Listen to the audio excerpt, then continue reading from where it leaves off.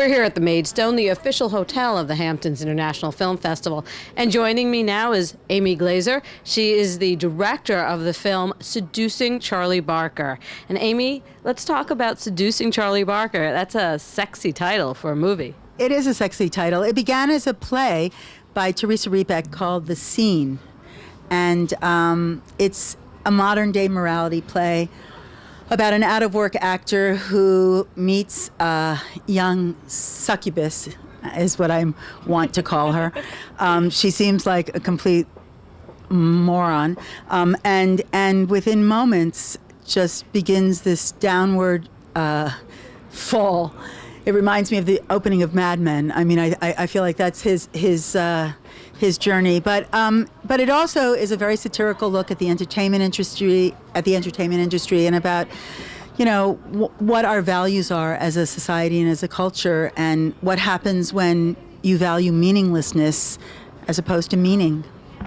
You have a very interesting cast here as well. In fact, you have Stephen Barker Turner. Now, is that a coincidence, or how did that work out? You mean, is his name a coincidence? No, it's not a coincidence.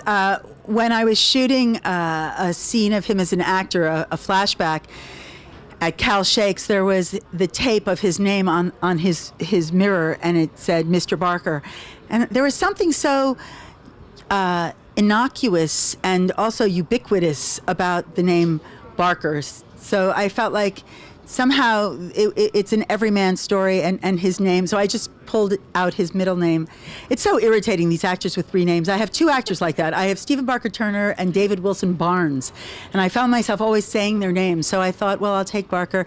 But when I changed it from the scene, I turned it into the title Seducing Charlie Barker, I thought, why not be able to keep that shot, which I loved, and keep his name? So hence the title.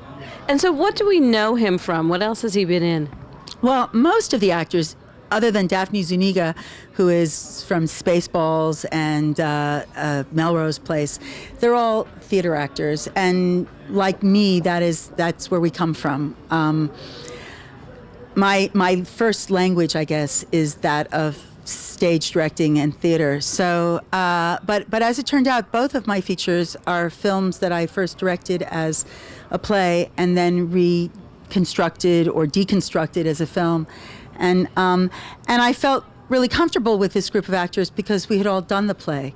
The two men, Stephen and David, had done it at the Humana Festival for the world premiere, and I had done the West Coast premiere with Heather Gordon, who has won many awards for this, actually, in all the different festivals we've been in for acting, and Daphne, who is fabulous in this. And so it was kind of like the Brady Bunch. Teresa Rebeck, the playwright, brought the two men, and I brought the two girls. And because we had all done the play and had a month of rehearsal and 2 months of running it, there was a second language and a kind of a shorthand that made directing it a different experience than maybe your typical film directing experience, because there was this connection to the character and to the world of the play that was pretty rich.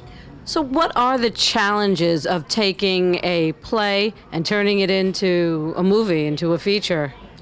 Great question. The challenge is dialogue. Plays are very dialogue driven, and although both a play and a film can be character driven, character in a play is often revealed through dialogue. So I've been compared a lot to Woody Allen, and I think it's because there's so much dialogue in this, and believe me, there's about 45 minutes that were left on the cutting room floor. But I guess the challenge is dialogue, how to tell the story visually, and how to somehow not let the dialogue determine, you know, the I don't know, the tone or the feel. It's tricky. There was a lot of dialogue. Also, my brother, who is an angel on this, Mitch Glazer, who's also a filmmaker and a screenwriter, really helped me to trust the visual storytelling and to kind of get rid of a lot of the dialogue. So I had an angel for sure.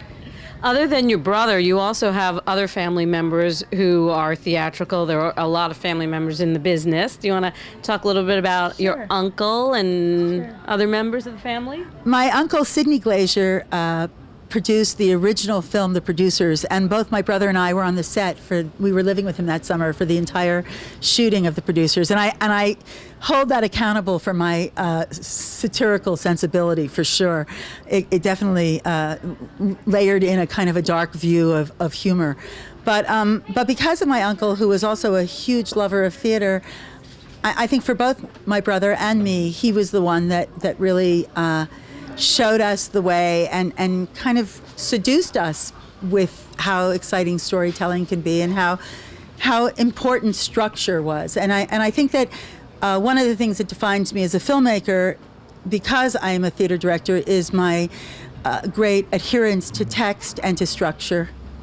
And what was your other film? This one is Seducing Charlie Barker, and the other film that you did? The other film was by Stephen Belber, who's also a playwright and a filmmaker, and it was called Drifting Elegant. And you can now download it on Netflix and get it through DVD on most venues.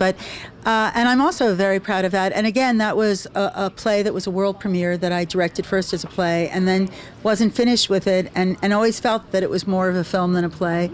And so the interesting thing about this film is that I had no intention of turning it into a film. It was a play, and a patron at the theater where I'm now the associate artistic director came. And which theater is that? And this is in San Francisco, called the SF Playhouse in downtown San Francisco. And this man, Maurice Kambar, who created Sky Vodka, came and saw it and said, this should be a film. And he took me out to Scala's for dinner, and by the end of the night, he said, can you do a film for just about nothing? And I went, oh yeah, no problem.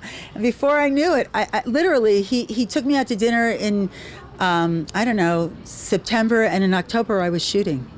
And a year later, your film is here at the Hamptons Film Festival. Right, which is pretty surreal, actually, to see the film now making its way out to audiences and to see how audiences respond to it, because it is, I mean, it's satirical, but it's also kind of horrifying, because this is a world with values that so define some of the strange and bad behavior of our culture. And there's something delicious about being able to really explore bad behavior. I mean, you know, drama at its core is most dramatic when people behave badly. And so this is a play about very bad behavior. And your film. You see, I'm already calling it a play. Seducing Charlie Barker. It's playing at the festival on Sunday and on Monday. Right. What are your expectations? Because I know this is not the first time you've screened it. No, we're probably at the end of our festival circuit. My expectations, first of all, I'm looking desperately for distribution. I want it to get out into the world. We've won all sorts of awards on a grassroots level, and so I'm hoping that people will respond to that. But I just hope people come and love it. All right, well, best of luck. And the film is Seducing Charlie Barker, and the website is seducingcharliebarker.com. All right, Amy, thank you so much. Oh, it's my pleasure.